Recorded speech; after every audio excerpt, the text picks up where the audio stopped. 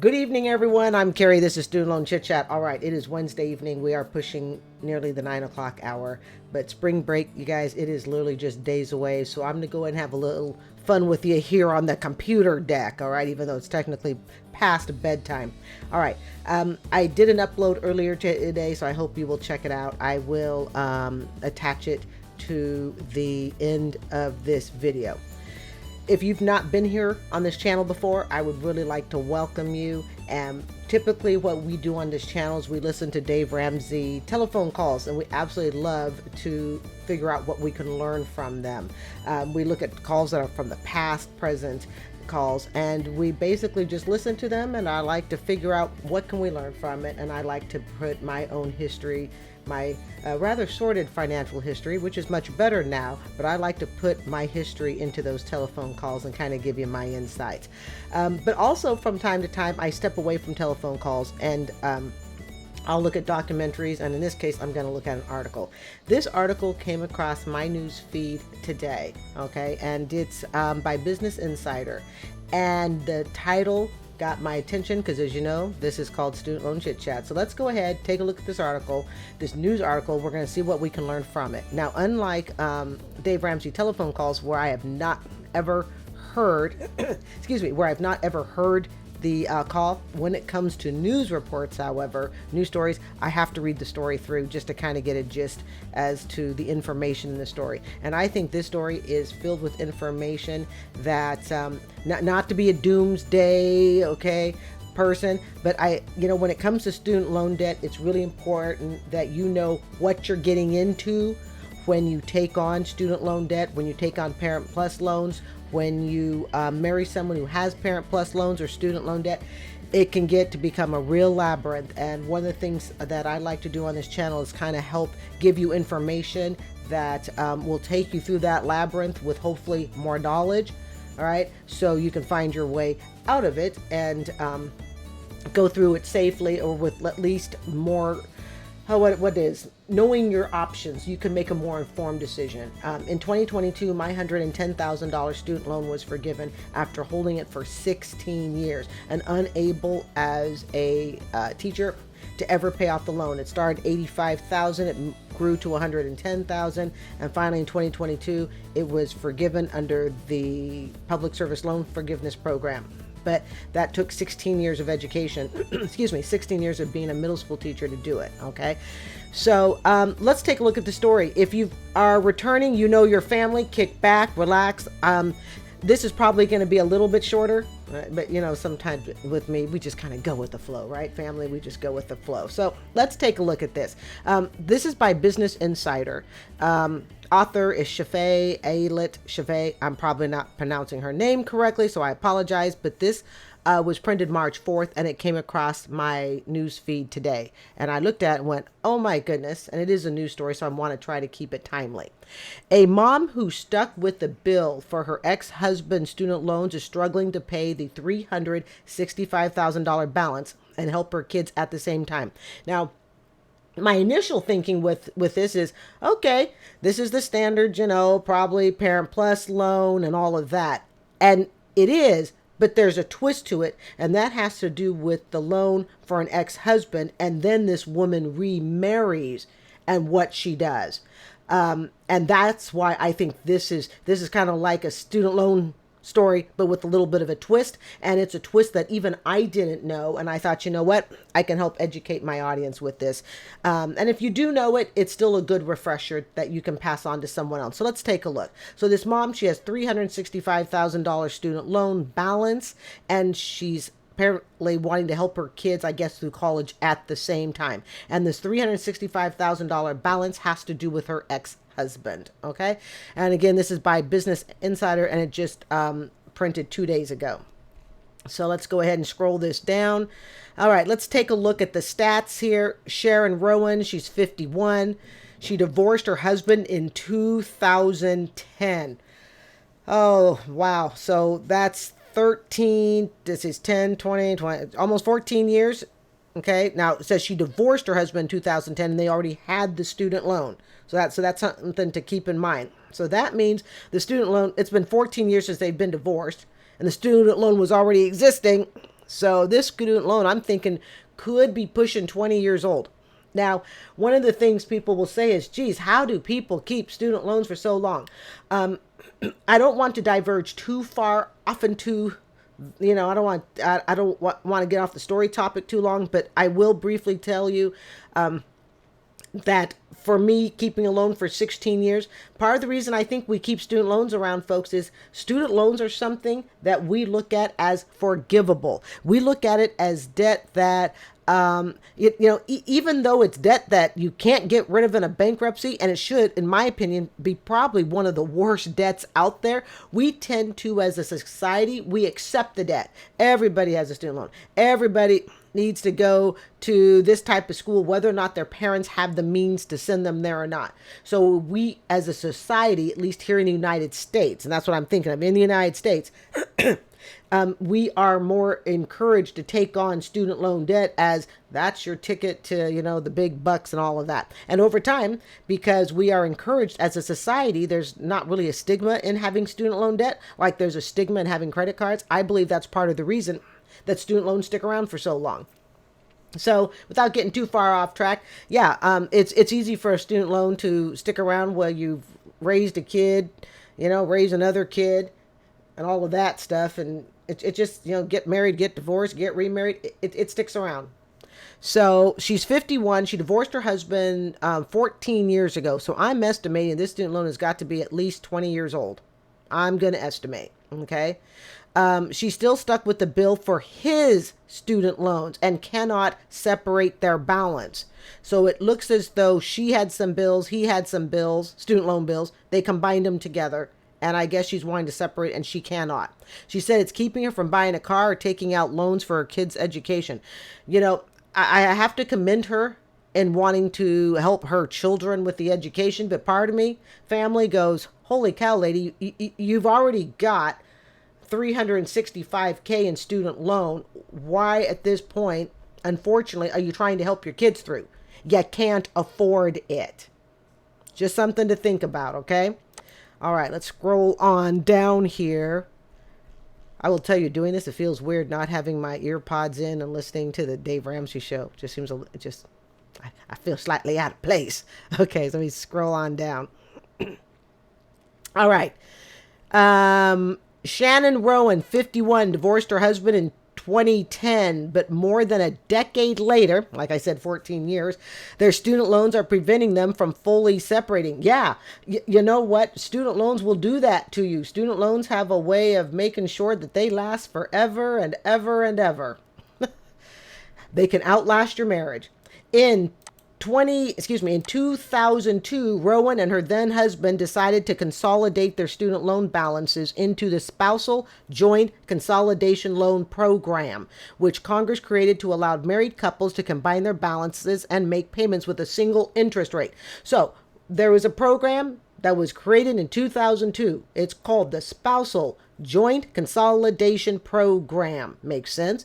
And I guess that allows a couple, a married couple, a legally married couple with two student loan balances and maybe two interest rates, okay, take them, consolidate them into one student loan balance. I can already see where the problem is, all right? Like I said, I haven't read this all the way through. I've skimmed most of it, and I really liked what I read, so I'll be picking up the details along with you guys. When they divorced 8 years later, so 8 years after... I guess after consolidating it, when they decided to divorce 8 years later, they could not separate their loans because Congress shuttered the program in 2006. So the Joint Consolidation Loan Program was, I guess they ended it. They axed it in 2006, leaving them without any avenue to pay their loans separately. As a result, the judge overseeing the divorce ordered Rowan to pay 18% of the balance, and the balance at the time was $98,000, and her ex-husband was ordered to pay 82% because the majority of the loans belonged to him. That sounds fair, according to court documents. All right. The agreement stated, the divorce agreement, I guess, stated that her ex-husband would make the payments and Rowan would reimburse him for her portion. Okay, that makes sense.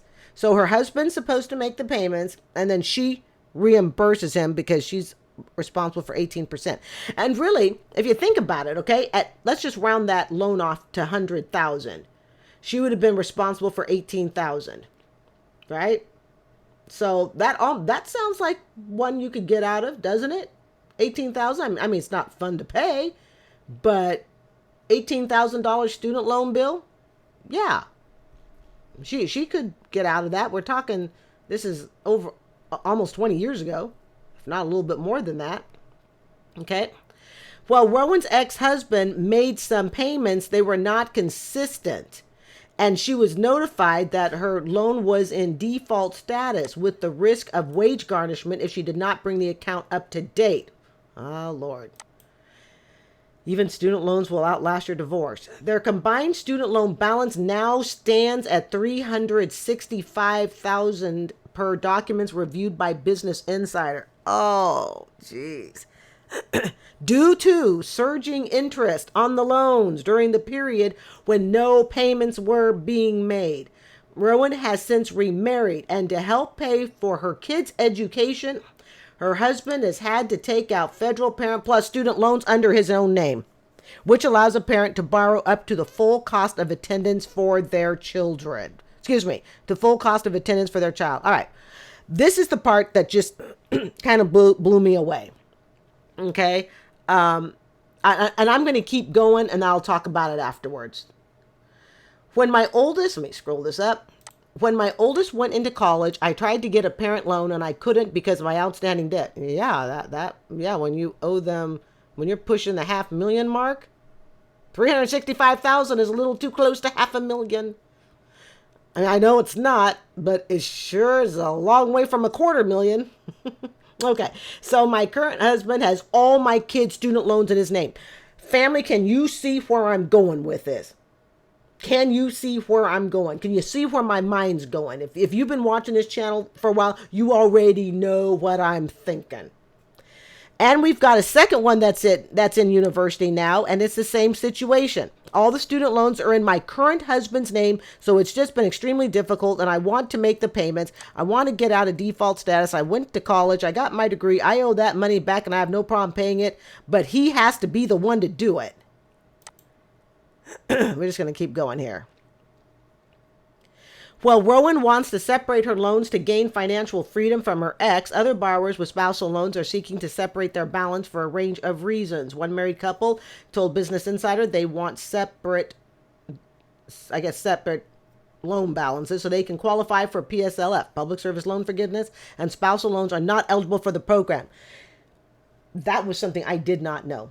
Okay. If you are married and you combine your student loans together as a spouse, you are no longer eligible for PSLF. And I'm willing to bet it's for a couple of reasons. One is it starts to get too complicated. If one spouse qualifies for PSLF, the other spouse doesn't, one spouse has one interest rate, the other spouse doesn't, and then you combine, it's like, taking two loans that were very clear cut and distinct and, mash it all together, to a big bowl of spaghetti and saying, okay, now sort out which one gets PSLF and what percentage of this balance does. Too complicated. There's one thing you should take away from this. By golly, folks, if you are on PSLF track, do not combine your student loans with your spouse. I don't care. I just don't do it. Don't do it. Don't do it. Especially if you have a balance that's not going to be quick and easy for you and your spouse to just pay off. I mean, if it's just a few thousand, combine it, pay it off. You don't even need to wait for PSLF in some cases, okay?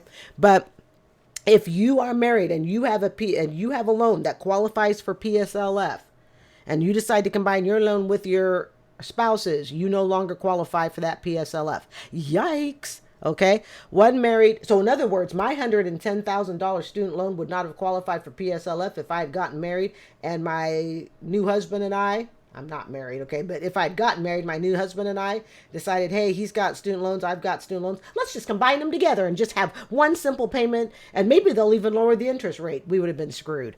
Okay, so let's go on down here. And then this is a part that I skimmed really quickly. I don't want to get into this, but I guess they were signing stuff into law, a joint consolidation loan act of 20. Oh, well, I guess this is actually important. Let me stop and read this. To address the issue, okay, The issue being that the program closed out in 2006, I think it is. Okay, in other words, the joint consolidation program didn't last very long. So now it's being reopened and reintroduced. Okay. So to help address the issue, that issue being two people who are married, combine their student loans, they don't qualify for PSLF, and or they get divorced, they now want to separate their loans, but they can't because they already combined them. It's like once you're combined, you're glued together. Okay.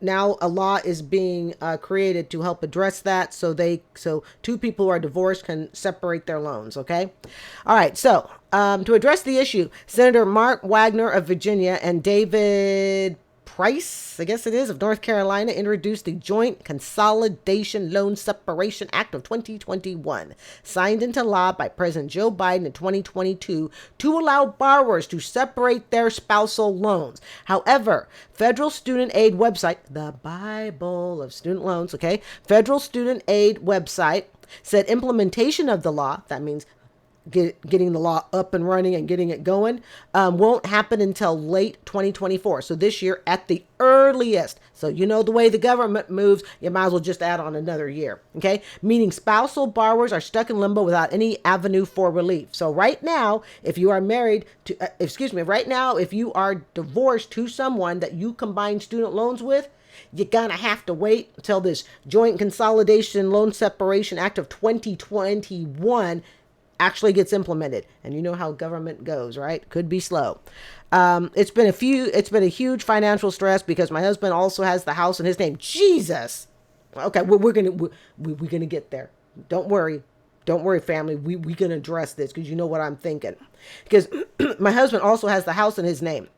And I keep thinking every time we try to do something that's necessary for the kids or our living situation, are we going to get turned down as a result of all this? Yeah, you have $365,000 in student debt in your name, and your husband's carrying everything else, plus the new student debt for the kids. It's been a nightmare. Rowan said she started encountering hurdles with her student loan. Don't worry, family. We will address what I'm thinking of this. Rowan said she started encountering hurdles with her student loan balance shortly after her divorce. For example, when she attempted to purchase a car, she wasn't able to do so because of her outstanding balance and default status. Yeah, lady, you owe almost $500,000 in student loans. Why would they give you a car? She actually has no business taking on a loan while this debt is on her credit report. Now, I understand that the debt is her ex-husband's, but let's face it, guys, when it comes to taking out a loan and stuff, okay, the debtors, the people you want, is that correct? The people you want to borrow money from, they're not looking at, well, this is your ex-husband. The court said he is responsible for 82%. Oh, you poor thing. You're right. Now, here's one of the questions I have to ask. She only had to pay $18,000. She only had to pay $18,000. That is all she had to pay. Now, my thinking is, why didn't she just pay the $18,000? Because if she could have shown the court that she paid that, the court may have, possibly, okay, excused her from being legally responsible for the rest of it. Now, the hard part is, the student loan company doesn't have to honor anything that the court says. So the court could forgive her on it and say, okay, at least you made $18,000 in payments. Your husband's, he's the lazy bum, okay, didn't make his payments, whatever. But your creditors don't have to honor what the court does. She would have to go and sue her ex-husband. I am positive of that. Okay? Because if creditors had to honor what people did, then when two people are told, each of you are going to pay this portion, and if one doesn't, the creditors would go, oh, well, you're right. The court said you don't have to pay it, so we'll go chase the other person. Oh, hell no. They'll chase everybody whose name is signed to that account, regardless of what the court says. Okay? So she's encountering hurdles. Let's scroll down. She also can't get a new credit card. Jesus Christ, lady, why does she want a new credit card? And she said that her parents are concerned her inheritance will be garnished because of her student loans. Garnished, heck, they'll probably take the whole thing. It's been a nightmare, she said, just a continuous issue. Business Insider recently spoke to Crystal Copeland, a 46-year-old mom, also seeking to get her loan balance separated from her ex-husband. Similar to Rowan, Copeland said the inability to separate the balance means she can't buy a new car, and she's not on the mortgage for the house her current husband owns. So we have multiple, in this case, just because this is the way it turned out, okay, multiple wives that remarried, or at least are married, okay. The main character here, Rowan, okay, remarried. And in both of these cases, these wives had their husband taking on the initial debt, taking on the new debt. The only thing that is still holding me in the cycle of abuse is these student loans. They're still holding me to my ex-spouse, and I can't break free. People, remember that. Remember that. Okay? For now, Rowan said she's trying to get out of default status. She hopes the application to separate her student loans from her ex will become available as soon as possible so she can finally have closure. I will keep an eye on this. Actually, now that I know it exists, it was a huge sense of relief when I saw that it passed. She said, referring to the law to allow spousal loans to separate. But the delays have been very disheartening. Let me put my phone inside the drawer here. Because we thought this was going to be resolved, but it's been a roller coaster. Okay. All right. So I decided to jump screens here. Let's imagine this had been a Dave Ramsey call. Okay. Let's just say this had been a Dave Ramsey call. A woman calls in.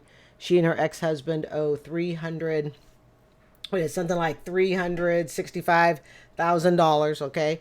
They owe, technically jointly right now, even though the court ordered him to pay 82%. She was ordered to pay 18.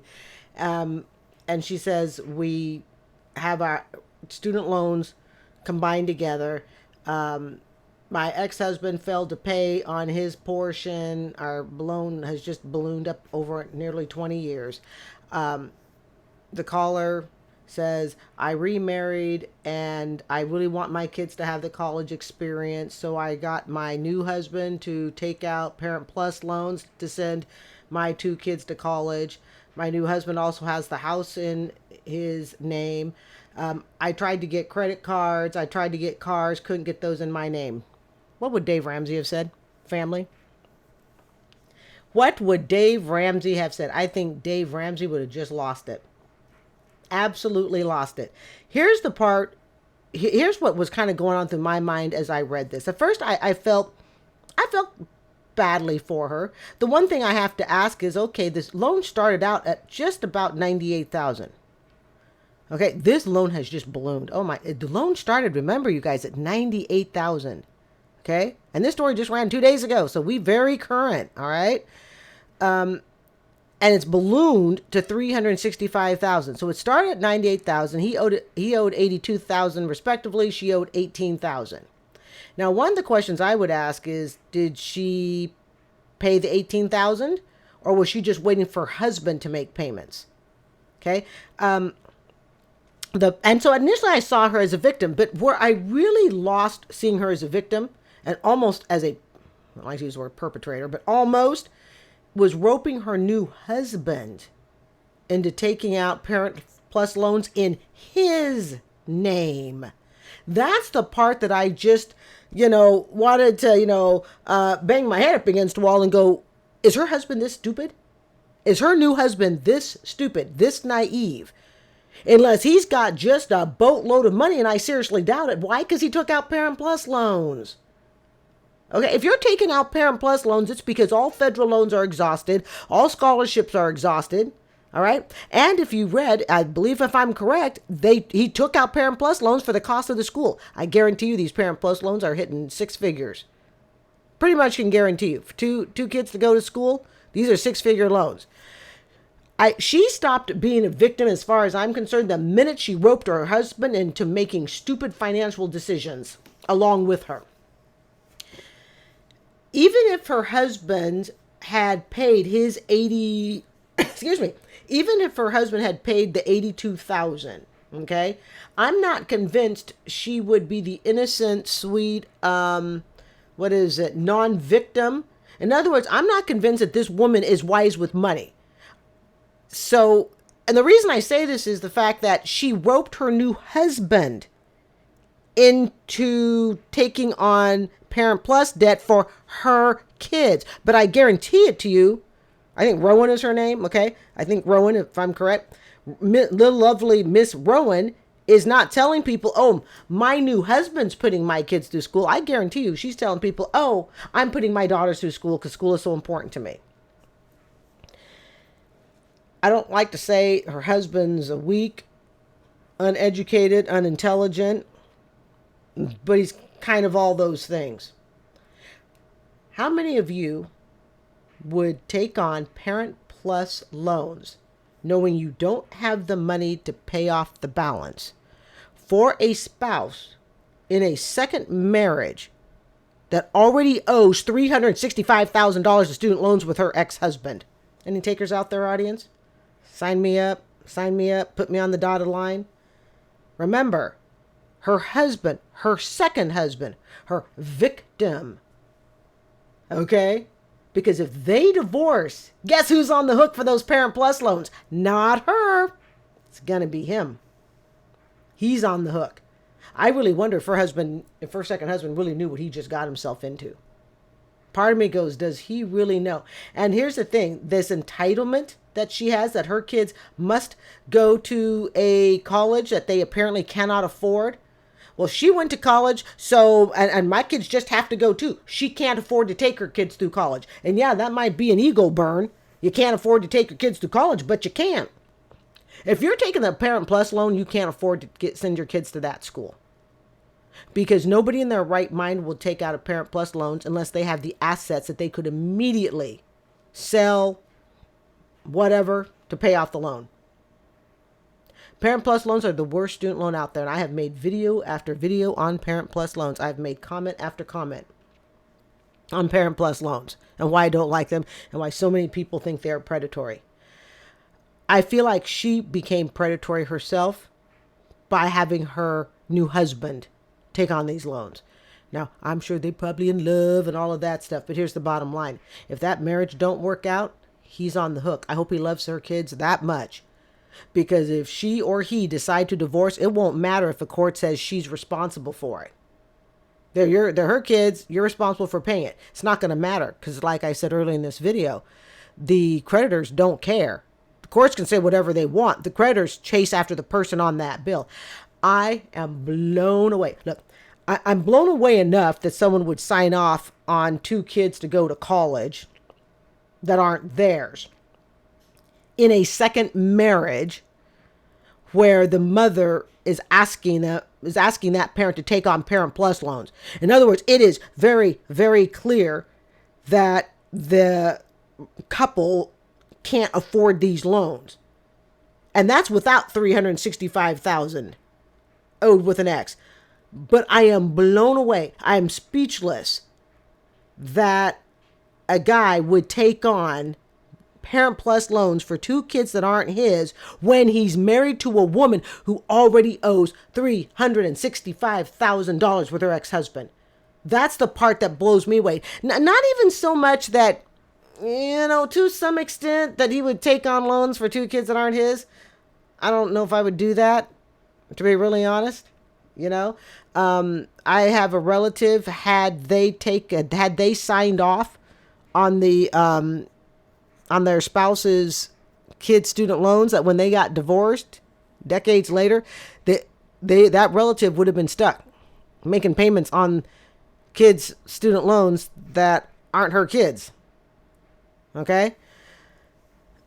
It really makes me wonder if her husband understands just what he signed off on. It really, really does. But what it does tell me is this woman, Rowan, I believe is her name, right? Has absolutely no sense of financial control. She wants what she wants. I want my 2 girls to go to college. She can line up with a whole lot of other parents that would say the same thing. I owe $365,000 with my ex, and since I can't afford it, I'm going to have my new husband pay for it. Just unbelievable to me. And then she talks about how she's trying to get credit cards, how she's trying to get a car. Dave Ramsey would just have a total fit over this. He would lose it. I'm losing it. It ain't even my bill. Okay? There's no reason she needs to do that. And again, when this new law comes into effect, I will keep an eye on it now that I'm aware of it. Don't ask me to repeat what the name of the law is that's coming and saying about Joint Consolidations Act or something like that, 2024, 2025. Okay, I will keep you abreast of it on this channel now that I'm aware of it.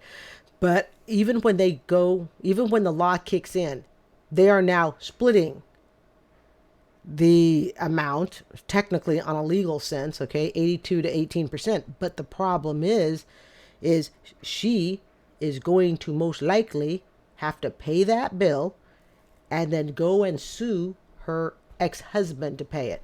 And if he doesn't have the money, good luck. So when she's worried about her inheritance going towards the bill, yeah, it probably will. That's one heck of a bill to pay. I hope she's getting more than $500,000, because this bill is going to skyrocket. And family, have we not talked about that? When these bills start hitting this amount, you are talking in the thousands. What was it I've said to you? What is it that I've said to you? For approximately every $1,000, and I tested it, I was mathematically correct. Told you, I had a student loan for 16 years. For approximately every $100,000 of student loan, you need to estimate, and I'm just talking estimate, about $1,000, probably a little more, okay? But estimate about $1,000 a month just to keep up on the interest. That is not to lower the bill. It's not to ease your pain. It's just to keep up on the interest so you can at least hit zero. This is like a stair stepper machine, you know, they have in the gyms, the exercise stair steppers, and you just keep stepping, and the steps start out real slow, and you step and you step and you step, and the steps go faster and faster, and pretty soon, your feet can't even stay on the stairs. It's going so fast. Hopefully not in real life, okay? I'm talking, not literally, you'd be very injured, but I think you get my point. This woman has no sense of debt control, and we know it, because she doesn't have the ability to sit down with her husband. And that's the other thing. I wonder if she and her husband even really discussed this.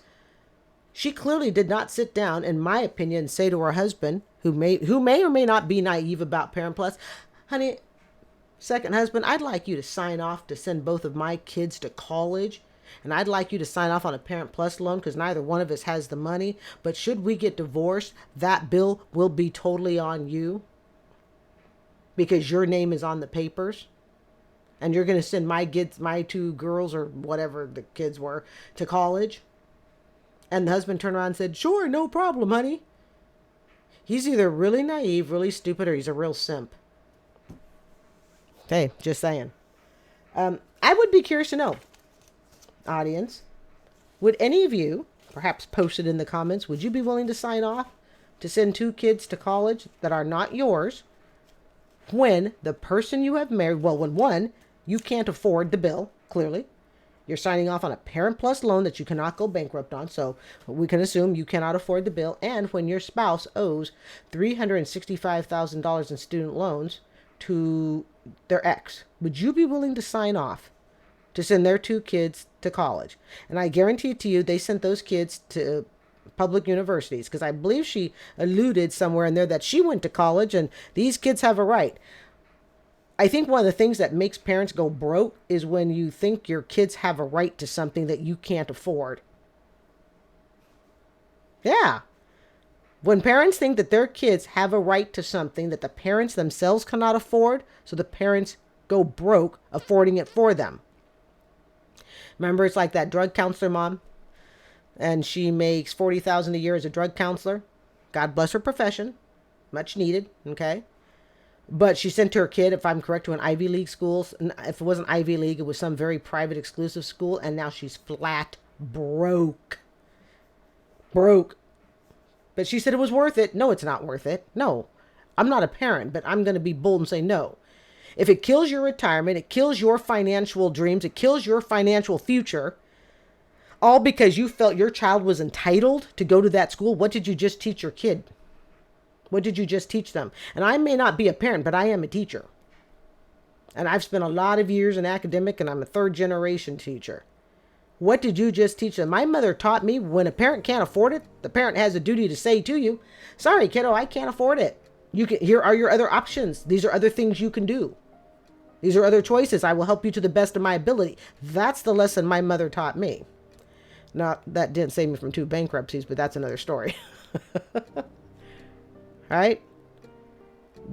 There is no way I would ever have signed off if I were the husband. And it wouldn't matter how much I love you. I will not sign off to send your 2 kids on a Parent Plus loan to college. We will do everything we can as a family to help them find scholarships. Hell, I might even be willing to pick up some extra hours and help fund the kids' schooling to the best of my ability. But am I going to sign off on the entire and college education balance under my name, right? And then either the marriage breaks up down the road, and now your kid's college education, most likely in the 6 figures, is now my debt. And worse off, even if we stay married, you've got a $365,000 bill to take care of for student loan, and I've got $100,000 whatever. Guys, this family's $500,000 in student loan debt. But really, seriously, family, would any of you sign off on this? Let me know. I'm Carrie. This is Student Loan Chit Chat. I would like to thank you so much for joining me. I hope you will consider subscribing. And you guys have yourself a great Wednesday night. I will see you here on Thursday at the computer deck. At least, that's the plan. Bye.